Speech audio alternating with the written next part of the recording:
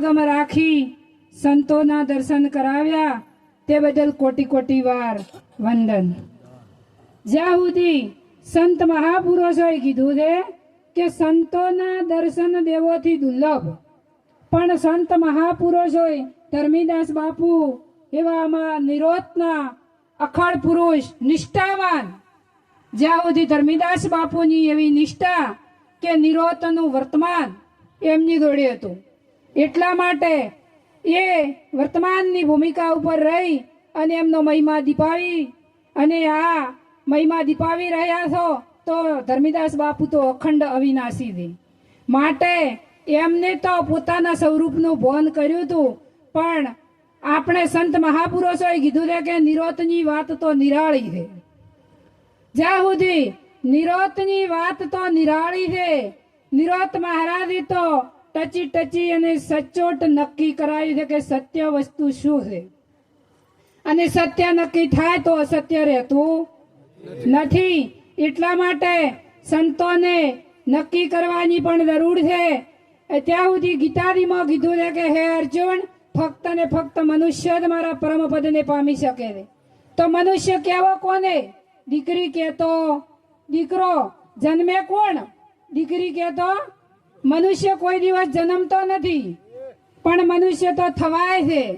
પણ જો ગીતાજીમાં કીધું કે હે અર્જુન, કોઈ બ્રહ્મવેતા તત્વજ્ઞાની પુરુષના ચરણે દઈ અને મનુષ્ય બની અને તું તને જાણી લે કે આ પોચ તત્વના પુતળાની અંદર હું કોણ છું. પોતાની પારખ ના થાય ત્યાં સુધી કીધું છે કે આયા તા નિજ નામ લેવા, આવા વક્રમ શું કરો? આયા તા હરિગુણ ગાવા, ભૂલે મનખે શું ફરો? માટે સંત મહાપુરુષોએ નક્કી કરાયું છે, અને નક્કી થાય તો નિરોધ મહારાજે તો સર્વત્ર ગીતાજીમાં કીધું છે કે અણુ અણુમાં વ્યાપક છે. ભગવાન એવો છે કે જેમ તલની અંદર તેલ છે, મેદીના પત્તામાં લાલી છે, તે માનવના ઘટ ઘટમાં પરમાત્માનો વાસ છે. પણ આ પરમાત્માનો વાસ હોય તો આની અંદર તમાકુ, બીડી, બુધાલાલ આવું ખટે ખરા?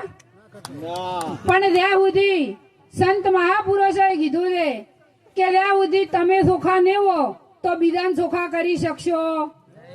અંધશ્રદ્ધામાંથી મુક્ત થો, વ્યસન ફેશનમાંથી મુક્ત થો. જ્યાં સુધી નિરોધ મહારાજે તો કીધું છે, નિરાળી વાત છે. નિરોધ મહારાજજી કે એ પાખંડ લગાર ચાલતું, ઓસની અંદર ફોતરો પડે તો ખટકે કે ના ખટકે? તો નિરોધની અંદર પાખંડ ચાલશે. નિરોધ કહેતા શાંતિ થાય, નિરોધ કહેતા નિર્વર્તી થાય. અને શાંતિ છે તો હમદણમાં છે. પણ જ્યાં સુધી સમજી દો તો બરોબર છે. જે બોલે તે નર બીજો નથી. તો બોલો, બોલે એને કોઈ કલર હોય? બોલે એને કલર હોય? હા, તો જ્યાં સુધી કલર કરો ત્યાં સુધી બોલે એ નર બીજો છે, એ વાતો ખોટી.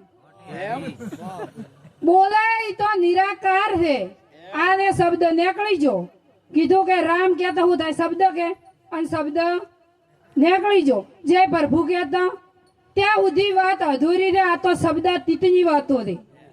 નિરોધ મહારાજની વાત એવી છે કે બોલનારો બોલવામાં આવે, ખેલનારો ખેલવામાં આવે. નિરોધ મહારાજની વાત જો નક્કી છી હોય તો આ બધા ડોળ ડખોળ છે ને બધા મટી જાય. અને જો આ નક્કી ના થયું હોય ત્યાં સુધી નિરોધ મહારાજે કીધું છે કે આ તો પોત તત્વનું પૂતળું છે, અને કઈ ટાઈમે ચૂકી રહે એનું કોઈ નક્કી. ગમે એટલા રંગને રોગાન કરો પણ તમને તમારી પારખ થઈ નથી. તમે ઓય જોણ તો 52 ફૂટની ધરા લઈને અંબા દીધો અને ઘેર ઘરની જનેતા જો એમને બેઠી હોય તો એ આગળ લાવવા વાળા કોઈ હાલવાના. માટે ઘરની જનેતા છે એ તમારી કુળદેવી છે, અને એની પૂજા કરજો, સેવા કરજો. ત્યાં સુધી બીજે છે બારી લાવવાની જરૂર. કીધું છે કે પથરા પૂજવાથી પાર ન આવે, ગંગા ગોમતી નાયાથી હો થાવે. જ્યાં સુધી ગુરુ ચરણે ન આવે તર તે સુધી તને હરી નક્કી ન, ભગવાન નક્કી થાય એવો છે જ નહીં. આખો વિશ્વ અંધારામાં ફરી અને ભગવાનને ગોતે છે, અંધશ્રદ્ધાઓમાં ફસાય છે, વ્યસનમાં ફસાય છે. તમે જો એક ખાલી બિલાડીનું ચિત્ર દોરો ને તો ઉંદરડો ફાળ નહીં ભરતો. ઉંદરડાનું ચિત્ર દોરો તો બિલાડી ફાળ ભરતી નથી. તેમ જો એક ગોગાનું ચિત્ર દોરો તો મોનવી શું કરે? પજે લાગે રે. ઈ તમારું ચિત્રેલું છે પણ સતત તમે તો પેલા બિલાડી હારી ન કહેવાય, એની ખબર છે કે હારી નકલી છે. એક પ્લાસ્ટિક નું ફૂલ લાવો અને એના માથે ભમરો નહીં બેહે, એને ખબર છે કે હારી નકલી છે. પણ જો આપણે એક છબી મળતી હોય તો લાઈન ઘેર જીવા કરો. બોલો આપણને કેટલી સમજણ છે. માટે મનુષ્ય જન્મ મળ્યો છે, ગુરુ ચરણી રહી અને જાગી લો અને તમારા સ્વરૂપનું ભોન કરી લો. જ્યાં સુધી સદગુરુની સોન નહીં મળે ત્યાં સુધી ભોન થાય એવું નથી.